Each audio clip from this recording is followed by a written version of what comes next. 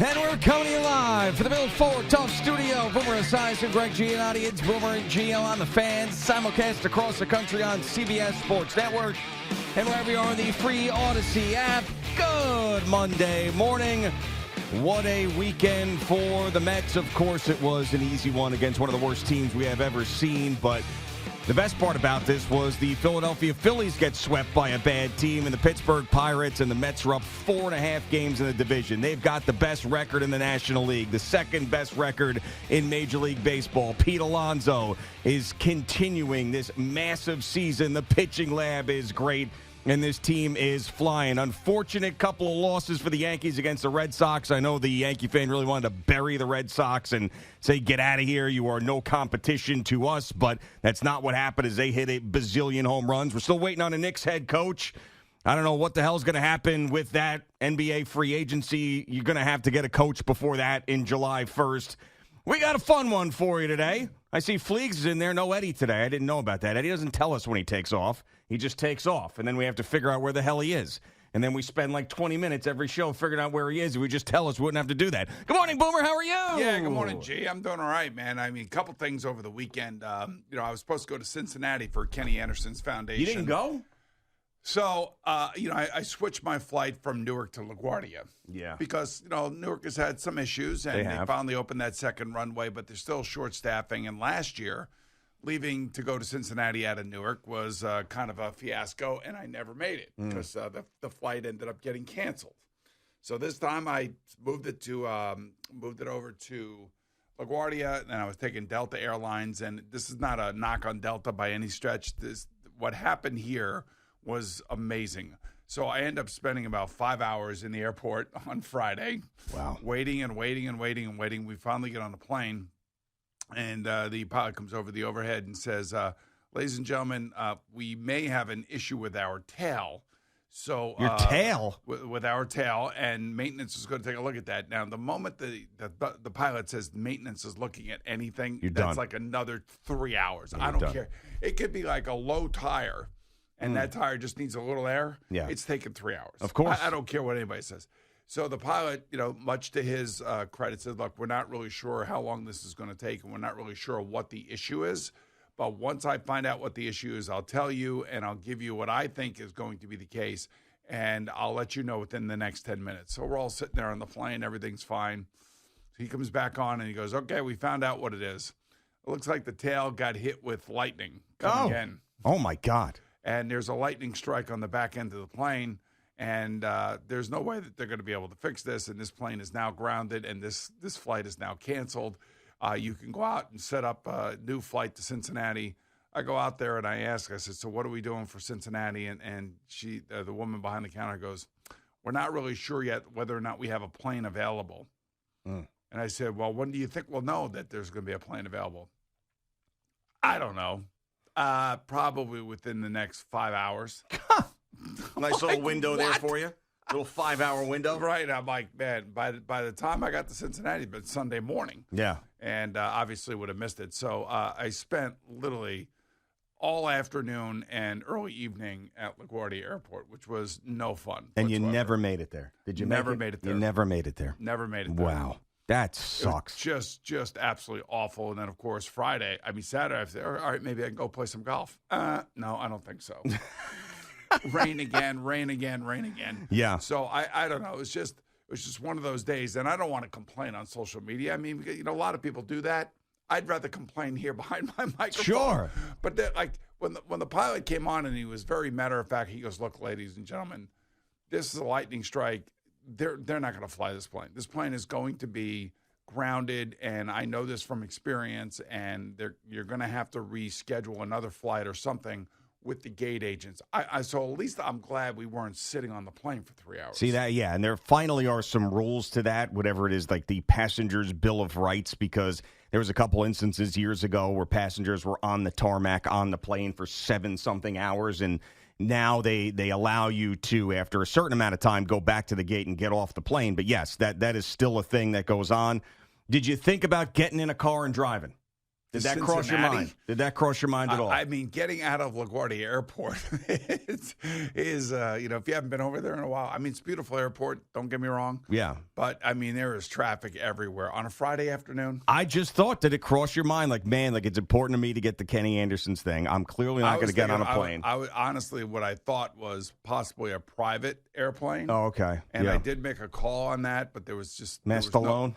Yeah, there was no way to get to where I had to go, and the cost would have been just way too prohibitive. So yeah, so driving too much, too expensive. That's a 10-hour drive.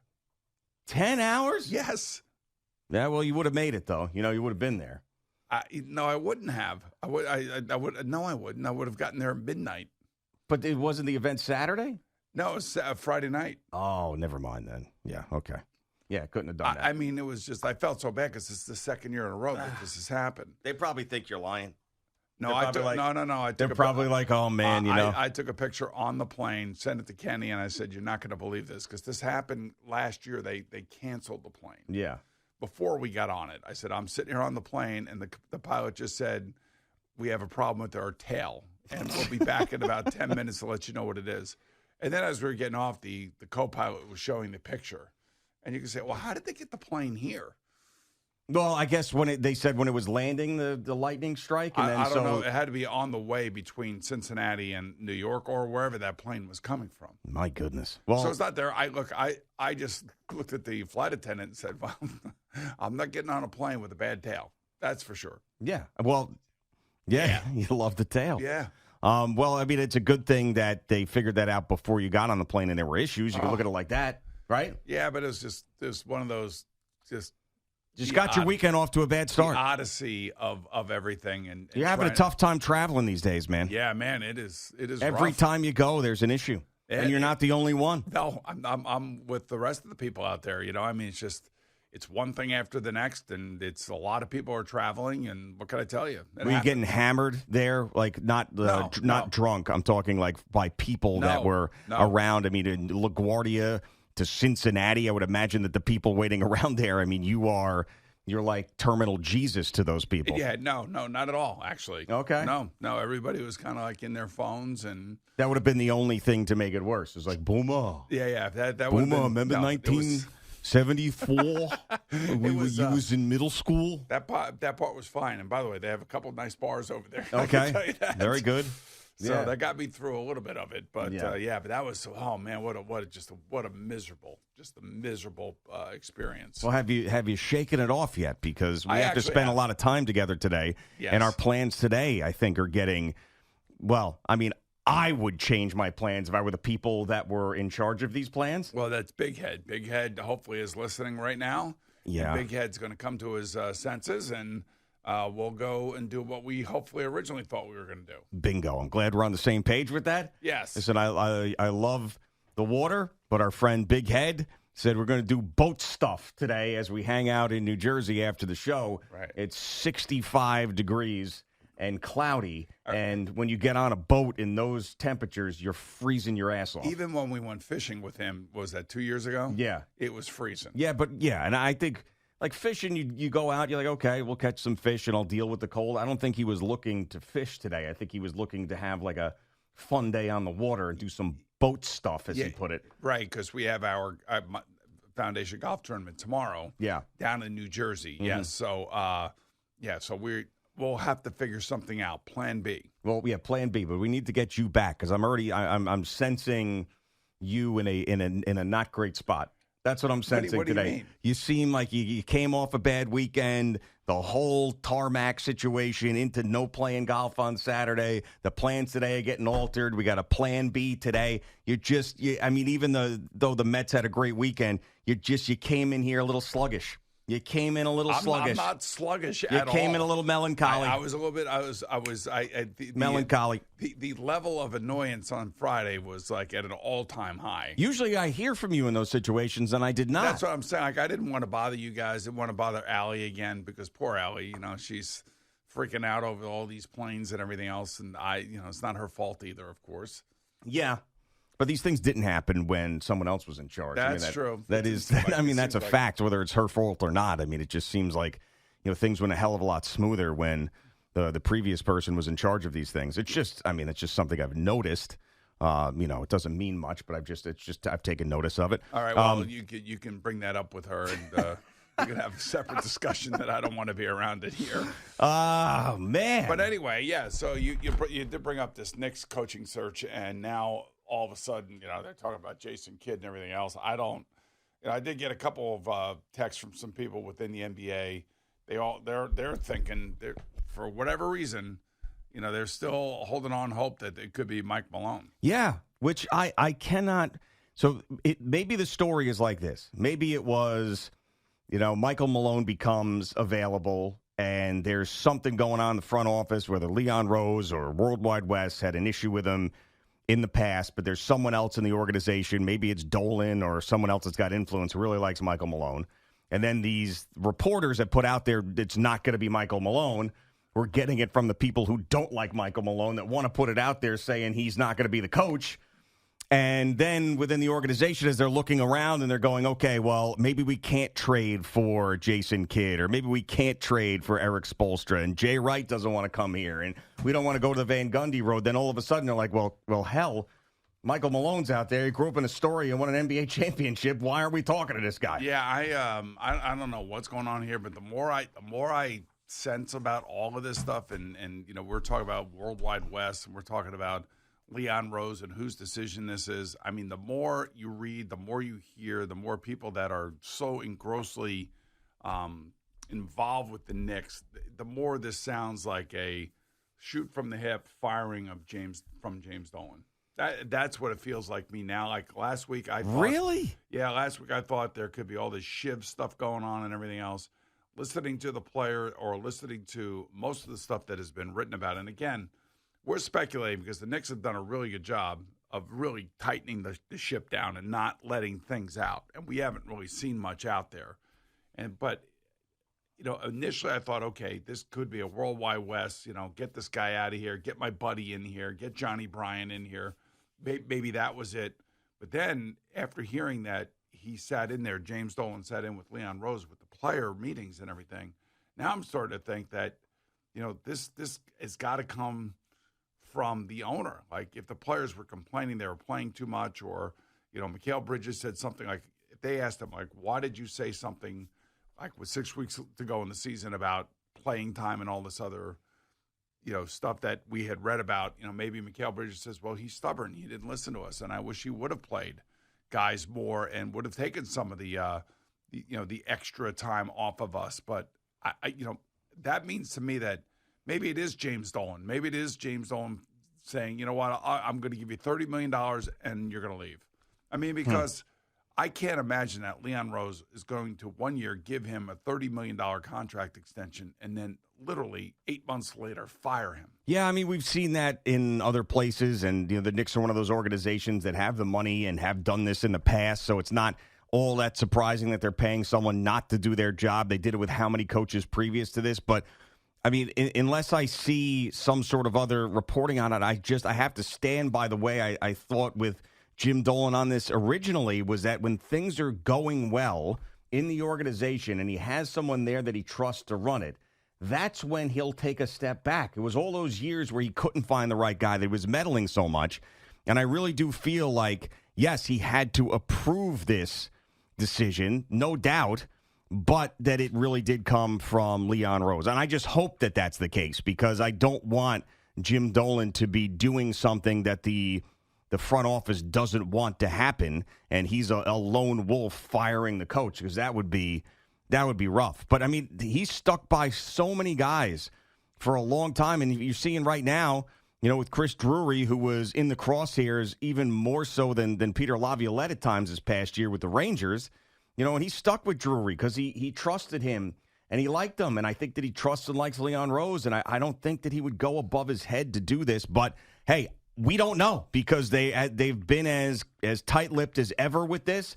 And we can just really go on what they've told us so far, which in the past not necessarily has been always the truth. But I hope it's not that, man. I really hope it's not Dolan coming in and saying, poof, Tom Thibodeau, get out of here. I don't care what anybody says. It just certainly feels that way. In regards to Chris Drury, By the way, they're rebuilding the Boston Mafia to come back and coach the team, which is fine. They know hockey. I'm not going to, I like Mike Sullivan as the head coach, but they're bringing back David Quinn to be a part of his one of his assistants. And they're all Boston connected and everybody's connected. I mean, it's at least Chris Drury doesn't have to deal with like a worldwide West and all this other nonsense that goes on around this Knicks team or had gone on around this Knicks team. Yeah. So it's basically Chris Drury's job to basically run the Rangers. He's the guy, and he's making all the decisions. And when they bring in a coach, the coach brings in who he wants as his assistants. Yeah, and that's the other aspect of part of this whole thing is like, okay, if it is Mike Malone, if it is Johnny Bryant, if it is whoever, Jason Kidd, are they going to come in and have to assume just the seat of Tom Thibodeau, or are they going to be able to bring in their 10 guys to coach 12 guys? Yeah.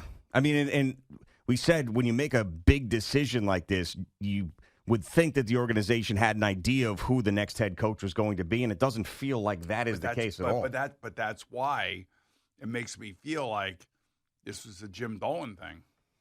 I don't think Leon. I don't know. I can't speak for Leon Rose. He doesn't even speak for himself. So I mean, I don't want to speak for him. But you gave your former client a $30 million contract extension after last year's playoff run through Indianapolis, and you would think that it's going to start in this year. He's going to be 3 years, $30 million. You got him locked in, and he's the last of your issues, the last of your problems.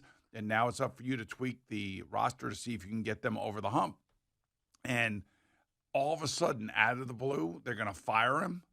And the more I think about this, and the longer I've been around here, this just smells like unexpected, out of the blue firing from, I would say, an impatient, impetuous owner that wants to make sure that everybody knows who's in charge. Like a lightning bolt hitting your tail. That's what most of us, and I would say the far majority of us Knicks fans, felt the same way. We all felt like, wow, this is crazy. Now, there are some people out there like Henry who's called in that didn't want Thibs, and there are other people screaming and yelling on social media about it, and that's fine. That's their opinion. I talked about stability. I talked about respect from the players, and I think we all saw that. How this happens and why this happens can only be for one reason, and that is that the owner now all of a sudden, out of the blue, decides he heard something with the players, with the player breakup day meetings, and decided, you know what, I've heard too much negativity, and I'm getting rid of them, and we need somebody else in here. Man, I really hope that's not the case, because that is a dangerous road to go back down.